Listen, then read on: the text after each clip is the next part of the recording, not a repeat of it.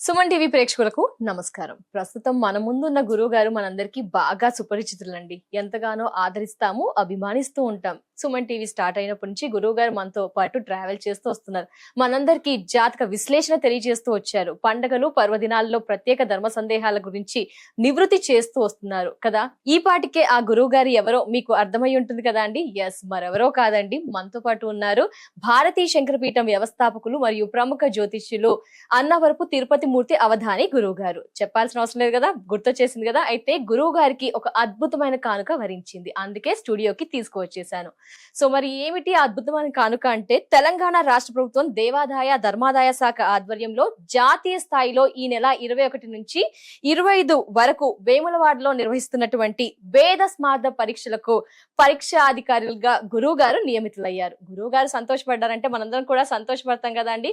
మరి గురువు గారితో ఏంటి, ఎలా వచ్చింది, ఎలా వరించింది, ఆ శివుడి ఆజ్ఞ అంటారా? గురువు గారి మాటల్లో విందాం. గురువు గారు నమస్కారం. గురువు గారు, మా పరమేశ్వరార్పణం. గురువు గారు, మరి ఇన్ని సంవత్సరాలుగా మాతో ట్రావెల్ చేస్తూ వస్తున్నారు గురువు గారు. మా ధర్మ సందేహాలని ఎప్పటికప్పుడు నివృత్తి పరుస్తూ వస్తున్నారు. మరి అలాంటి గురువు గారికి ఇలాంటి అద్భుతమైన కానుక వచ్చింది.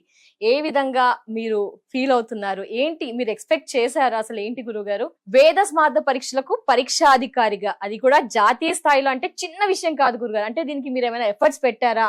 ఆ దైవాజ్ఞ అంటారా? ఎలా వచ్చింది, ఎలా వరించింది, ఎలా ఫీల్ అవుతున్నారు? తప్పకుండా అమ్మా. ముందుగా ఈ జన్మని నాకు ఇచ్చినటువంటి నా తల్లిదండ్రులకు, అలాగే విద్యా బుద్ధులు నేర్పినటువంటి మా గురువులకు సాష్టాంగ నమస్కారములు.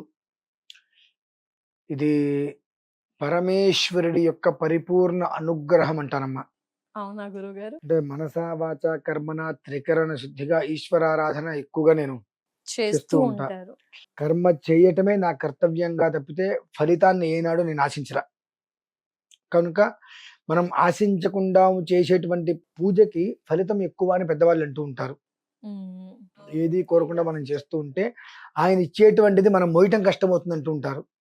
అలాంటిదే జాతీయ స్థాయిలో, రాష్ట్రం కూడా కదమ్మా, జాతీయ స్థాయిలో తెలంగాణ ప్రభుత్వము దేవాదాయ ధర్మాదాయ శాఖ కలిసి వేములవాడ రాజరాజేశ్వర స్వామి వారి దేవాలయం నందు జూలై 21 నుంచి 25వ తారీఖు తులేకాదశి వరకు కూడా 5 రోజుల పాటు చతుర్వేద, అంటే 4 వేదాల సహితంగా స్మార్త పరీక్షలు అనేటువంటిది నిర్వహిస్తున్నారు.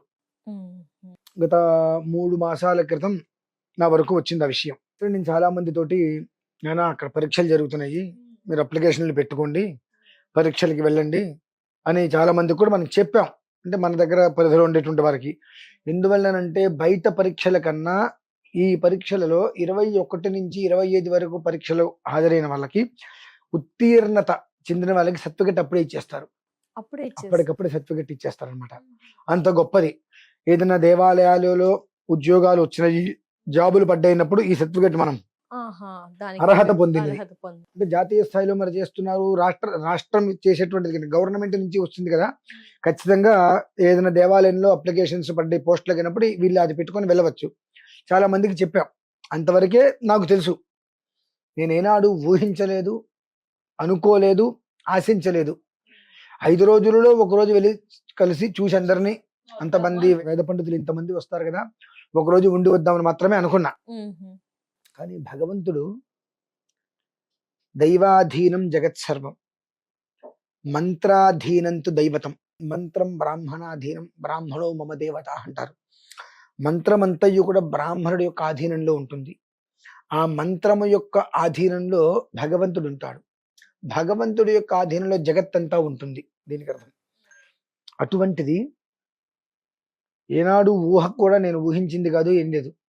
కేవలం ఈశ్వరారాధనే నాకు ఈ అవకాశం వచ్చిందండి. ఎందుకు అనిపిస్తుంది? ఎందువల్లంటే మామూలుగా కూడా నేను గత 8 సంవత్సరాలుగా సుమన్ టీవీలో ఉండి ఉన్నా. నా చదువు ఏమిటి, నేను ఏమిటి అనేటువంటి విషయం చాలా మందికి ఎవరికి, జాతక పరిశీలన చేస్తూ ఉంటారు, మంచి ధర్మ సందేహాలకి సమాధానం చెప్తూ ఉంటారు. ఏంటి గురుగారు అసలు చెప్తున్నానమ్మా, నా చదువు ఏంటనే విషయం ఎవరికి తెలియదు. ఏదో అనుష్ఠానం చేసుకుంటారు, చదువుకుంటారు అనేటువంటి విషయమే తెలుసు. మనకు ఎప్పుడు కూడా అటువంటి పరిస్థితి బయటకు చెప్పుకునే స్థితి రాలేదు. ఆ విషయం ఏమిటి అంటే వేదము, స్మార్తము, ఆగమము, ధర్మశాస్త్రము, ప్రతిష్టా విభాగము, మంత్రశాస్త్రము, యంత్రశాస్త్రము, తంత్ర విభాగము, అగ్ని ఉపాసన క్రమాలు ఇవన్నీ కూడా పూర్తిగా ఉపాసన పట్టేసి ఉన్నాం. అంటే 1990లో వేద పాఠశాలలో నన్ను జాయిన్ చేశారు 7వ సంవత్సరం. 1990లో ఇప్పుడు 2026. ఇప్పుడు నాకు 43. అప్పటి నుంచి ఇన్ని రకాల ఒక చదువు ఒక్కొక్కటి పూర్తి చేసుకుంటూ 10 రకాల ఒక డిగ్రీలు తీసుకున్నానమ్మా. అది నాకు తెలుసు, ఇచ్చిన మా వైదిక లోకానికి మాత్రమే తెలుస్తుంది, బయట ఎవరికి కూడా తెలీదు, మాకు కూడా తెలియదు కదా గురుగారు. తెలియదు.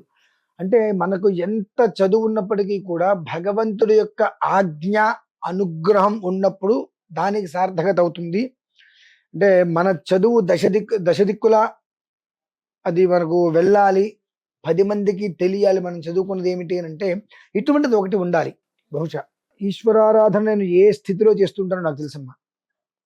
2 రోజుల క్రితం ఇది నా దగ్గరకు వచ్చింది. అపరిమితమైన ఆనందం అనుభవించారమ్మా. ఎందువల్లనంటే 13వ తారీఖు అర్ధాహోరాత్రంగా 1111 శివలింగాలకు అభిషేకం చేశా. గురుగారు ఏది ఆశించల, ఏం ఆశించలేదు. అభిషేకం చేయటమే కర్తవ్యం, కర్మ చేయటం మన కర్తవ్యం, ఫలితం పరమేశ్వరాధీనం. ఫలితం వెంబడే వచ్చింది గురుగారు, అని కనిపిస్తుంది. చేసుకున్నా. 2 రోజుల క్రితం నాకు అది వచ్చేటప్పటికి పేపరు ముందు నేను నమ్మలా, వాస్తవం చెప్తున్నా. నమ్మలేదు. ముందు అంటే 2-3 ఫోన్ చేసి అన్నయ్య గారు కంగ్రాచులేషన్స్ అంటే అన్నారు. దేనికయ్యా అన్న, జాతీయ స్థాయిలో జరుగుతున్నటువంటి వేద సభలకి మిమ్మల్ని పరీక్షాధికారిగా నియమించారు అనగానే నిజంగా నవ్వుకున్నా. ఎందుకనంటే మహామహులు ఉన్నారు. నా వయసు 42-43 సంవత్సరాలు, 50 ఏళ్ళు 60 ఏళ్ళు 70 ఏళ్ళు 60 అట్లా అంత స్థాయిలో ఉన్న వాళ్ళు కూడా ఉండుంటారు. అందరినీ కాదని మన దగ్గరికి రావడం అంటే అది కాస్త హాస్యాస్పదంగానే దైవాజ్ఞానం ఇప్పుడు అనిపిస్తుంది ఉంటుంది. నవ్వా. లేదన్నయ్య గారు మీరు నవ్వకండి అని అంటే సర్లే పర్లేదు ఏమున్నాలో కలుద్దాంలే అని అన్నా ఊరికే. 2వ రోజు నాకు పేపర్ వచ్చిందమ్మా.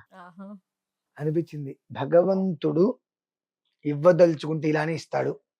క్రితం సంవత్సరము కూడా ఈశ్వరారాధన చేసినటువంటి విధానంలో అమెరికా వెళ్ళొచ్చా, ఊహించలా. అదొకటైతే ఇది అంతకు మించి 1000 రెట్లు జాతీయ స్థాయిలో జరిగేటువంటి వేద పరీక్షలకు 4 వేదాలు స్మార్తము సభలు నిర్వహిస్తున్నప్పుడు అందరూ పరీక్షాధికారిగా వెళ్ళటం అనేటువంటిది జన్మ సుకృతం అమ్మా. నిజంగా అంటే మనం చదువుకున్న చదువు ఏంటి అనేటువంటిది అటువంటి స్థితిలో పరీక్షాధికారిగా ఉన్నప్పుడే గుర్తింపు. మనకు 10 మంది పరీక్షలు ఇచ్చిన, నేను పరీక్షలు ఇచ్చినప్పుడు 10 రకాలుగా సర్టిఫికెట్లు నాకు ఇచ్చారు, కానీ అది ఆ లోకానికి మాత్రమే తెలుస్తుంది, బయటికి రావు. కానీ ఇలా జరిగినప్పుడు ఒక పరీక్షాధికారిగా మనం ఉన్నప్పుడు మనమేంటి, మన చదువేంటి, ఇన్ని సంవత్సరాల పాటు కష్టపడితే మనం చదువుకున్న చదువుకి ఈ రకంగా భగవంతుడు గుర్తింపు తెప్పించాడు అనేటువంటి ఆనందం అనేటువంటిది అది ఎలా వ్యక్తపరచాలో కూడా తెలియట్లేదమ్మా. అంత మీ ఆనందం మాటల్లో అర్థమవుతుంది గురువు గారు. కేవలం నేను వెంటనే ఒకటి నిర్ణయించుకున్నా. ఏంటి గురువు గారు? ఊహ కానీ ఆలోచన కానీ ఏమీ లేనటువంటి స్థితిలో కేవలం ఫలితం పరమేశ్వరాధీనం ఏదైనప్పటికీ కూడా అందరికీ నేను ఇదే చెప్తా, ఏది ఆశించద్దు, భగవదారాధన చేసుకోండి, మీకు ఆయన ఇవ్వదలిసింది మీకు ఇచ్చేస్తాడు అని చెప్పి. ఆ రకంగా నేను ఏది ఆశించకుండా చేసినటువంటి ఒక్క 1111 శివలింగాలకు చేసినటువంటి ఒక ఆరాధనకి భగవంతుడి స్థితిలో కూర్చోబెట్టినటువంటి గాను కృతజ్ఞతగా వెంటనే నేను నిర్ణయం చేసుకున్నానమ్మా. ఆగస్టు 16వ తారీఖు రోజు నాడు 1111 శివలింగాలకు 5 లక్షల రుద్రాక్షలతో స్వామివారికి అర్చన చేసి ఆ అవకాశము, అటువంటి యొక్క ఆనందం, అపరిమితమైన యోగం కొన్ని వేల మందికి ఇప్పించగలగాలి భగవంతుడి అనుగ్రహంతో. కొన్ని వేల మందికి ఆ అవకాశం రావాలి.